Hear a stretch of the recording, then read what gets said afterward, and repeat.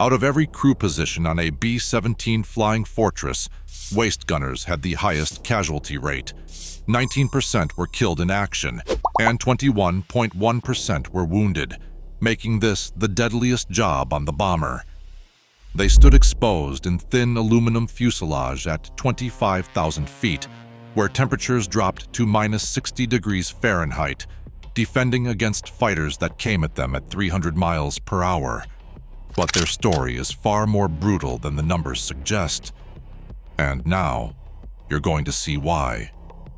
When people talk about the air war over Europe, they usually mention the Memphis Belle or the ball turret gunner, but the waist gunner position was a different kind of deadly altogether. The B-17 itself was one of the most heavily armed bombers in history, bristling with up to 13 50 caliber machine guns by the time the G model entered service in the summer of 1943. But all that firepower meant nothing if you couldn't bring it to bear effectively. The Americans needed every gun they could mount because of what they were facing. German fighter pilots had spent years perfecting their tactics against Allied bombers. The Luftwaffe knew exactly where to hit a B-17 to bring it down. They studied every mission, analyzed every weakness, and adapted their attacks accordingly. The 8th Air Force was flying deep penetration raids into the heart of Germany, hitting ball-bearing factories in Schweinfurt, aircraft plants in Regensburg, and oil refineries throughout the Reich. These weren't quick strikes. These were 8-hour missions at high altitude with no margin for error. The bombers flew in tight formations called combat boxes. 54 aircraft stacked in precise positions, each one covering the blind spots of the others. This concentration of firepower was the only defense they had. Break formation, and you were dead. A 1943 study found that over half the bombers shot down by the Germans had left the protection of the main formation. That's why the combat box existed. That's why crews had to fly straight and level even when fighters were tearing through them. The Germans, of course, knew all of this. They watched the bomber streams form up over England and head east. They tracked them with radar and planned their intercepts carefully. But instead of attacking piecemeal like they had in earlier raids, they changed their approach. They studied American tactics at Schweinfurt, at Bremen, at every major target. They learned that scattered attacks didn't work against a combat box. The interlocking fire was too intense, so they developed something new. Fighter ace Egon Mayer discovered in November 1942 that the B-17 had a critical weakness directly in the front of the aircraft. The nose was defended by only 4 machine guns.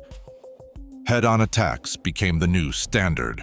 German fighters would assemble into company front formations, 16 aircraft flying line abreast, and come straight at the bombers. The closing speed was incredible, both aircraft hurtling toward each other at over 500 miles per hour combined.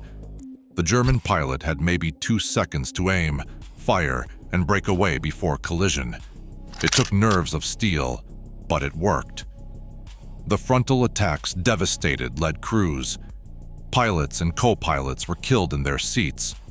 Bombardiers and navigators in the nose were shredded by 20mm cannon fire. The Americans responded by adding chin turrets and cheek guns to the B-17G model, but the Germans just adapted again.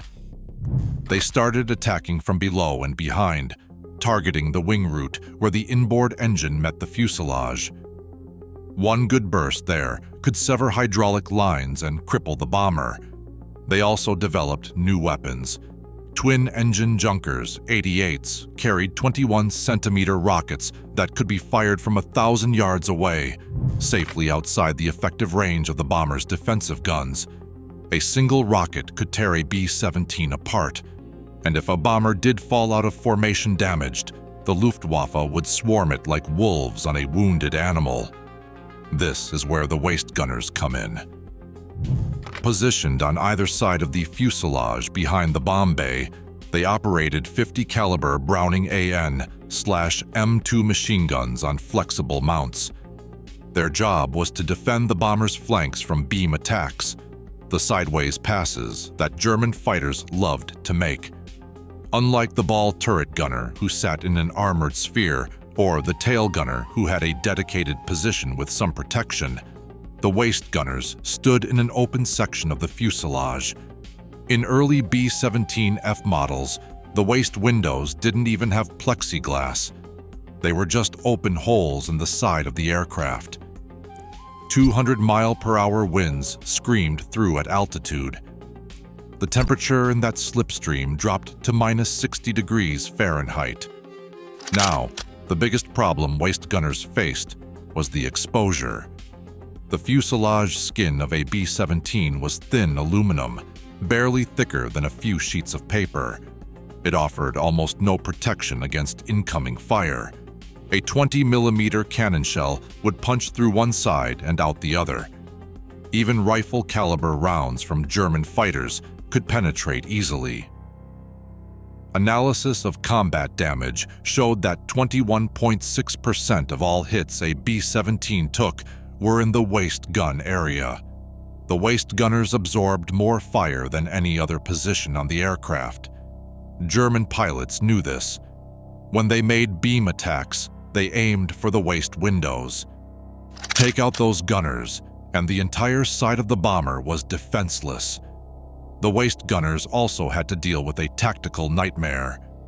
Early B-17 models placed the left and right waist gunners directly opposite each other. During combat, both men would be trying to track the same fighter, swinging their guns around in a confined space. They would bump into each other, get tangled in ammunition belts, and accidentally disconnect each other's oxygen lines. If you didn't notice your oxygen was disconnected, you had maybe 30 seconds before you started experiencing hypoxia, dizziness, loss of consciousness, death. All while fighters were still attacking. The work itself was brutal. Each 50 caliber Browning weighed 65 pounds. Add the mount, and you were wrestling with close to 100 pounds of metal while wearing 70 pounds of gear. Electrically heated suit, flak vest that weighed 22 pounds, oxygen mask, leather gloves over silk gloves over electric gloves, parachute harness, Mae West life vest. You could barely move. The gun had to be manually aimed, tracking fighters that closed from 1,000 yards to point-blank range in seconds. You had to lead the target, account for your own aircraft's movement, and fire in short bursts to avoid overheating the barrel. The gun cycled at 700 rounds per minute. That's 12 rounds per second of recoil slamming into your shoulder. Ammunition came in belts that had to be manually loaded. Each belt held a mix of armor-piercing, incendiary, and tracer rounds. When you ran out, you had to reload under fire, dragging a fresh belt from the storage boxes while German fighters made another pass. The physical strain was immense. Missions lasted 6 to 8 hours. You stood the entire time because there was no room to sit. Your legs would go numb. Your back would scream. Your hands would cramp from gripping the gun. And you couldn't take breaks. The moment you stopped scanning for fighters was the moment your crew died. Then there was the cold. The electrically heated suits helped, but they weren't perfect. The heating elements would short out. The connections would break. Your fingers would start going numb. If you needed to clear a jam or change ammunition belts, you had to take off your gloves. Bare skin on metal at -60 degrees Fahrenheit. You had about 1 minute before frostbite set in. Waist gunners regularly suffered serious cold injuries, frost-bitten fingers, ears, faces. Some men lost digits to the cold. Others just lived with the pain and kept firing. But the environmental challenges were nothing compared to the psychological horror. At that distance, you saw everything. When your gun hit a German fighter, You watched the pilot slump in the cockpit. You watched the aircraft spin and go down, trailing smoke. And when German guns hit nearby bombers, you saw that too. Wings sheared off. Aircraft exploded. Parachutes failed to open. The waist position gave you a perfect view of every bomber that went down around you. One mission to Munster on October 10, 1943, the 8th Air Force encountered over 600 German fighters.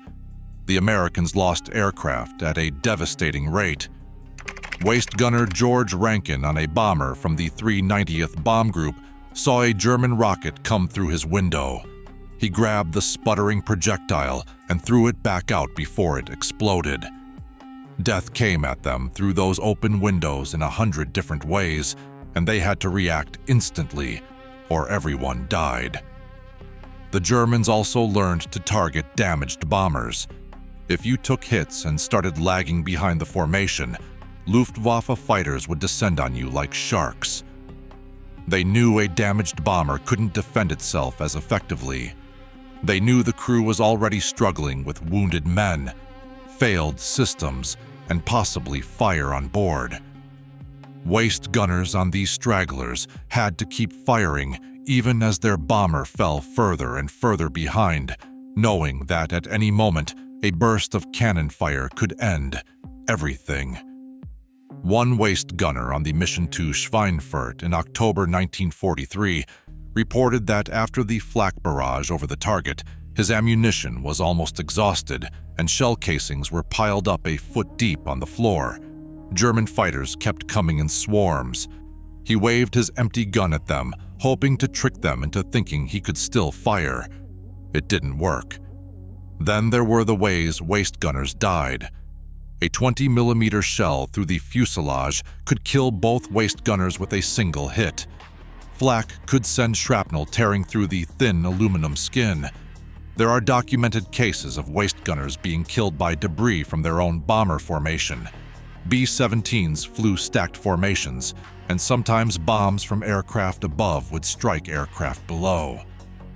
Waist gunners had nowhere to hide. A veteran waist gunner recalled a mission where a flak shell exploded just outside the open window. The gunner on the opposite side was killed almost instantly. Shrapnel went straight through him. The survivor had to keep firing his gun for the rest of the mission with his dead crewmate lying on the floor. That was the reality. You couldn't stop. You couldn't break down. The mission continued whether you were ready or not. For those who survived, the mental toll was devastating.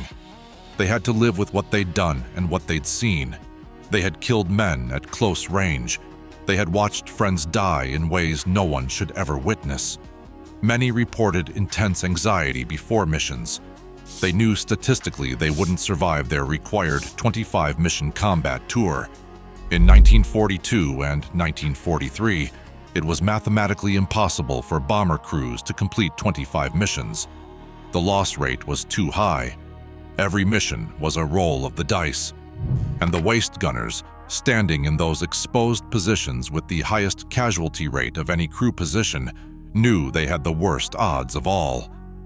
Flying in formation was supposed to protect them, but it also made them predictable.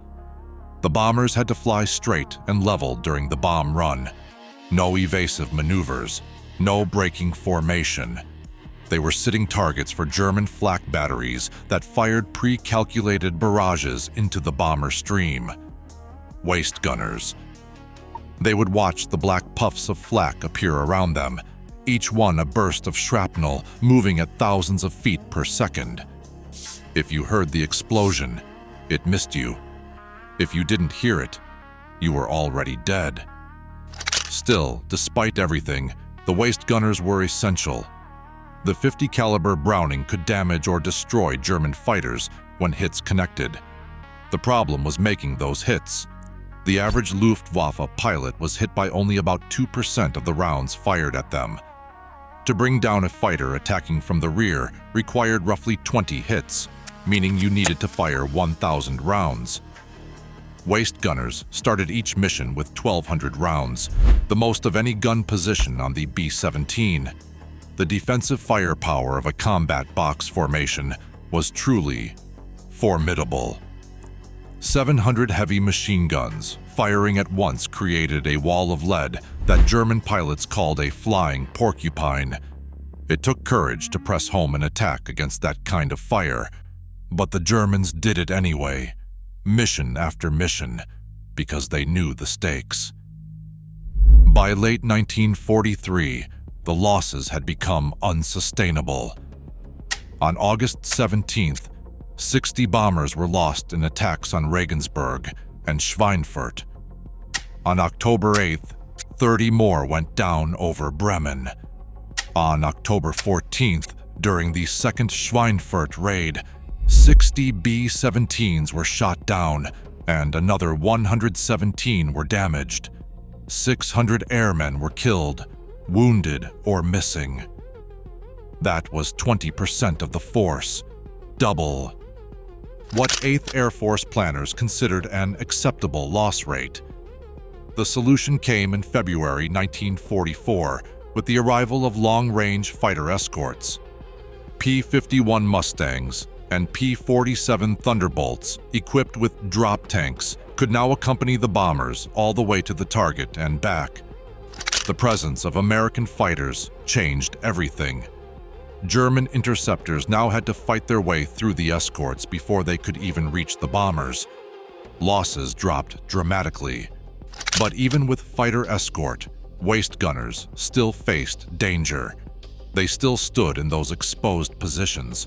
They still manned their guns through flak barrages and fighter attacks. The work didn't get easier. They just had a better chance of surviving it. In the end, the 8th Air Force flew over 600,000 sorties during the war. They dropped more than 400,000 tons of bombs on Axis targets.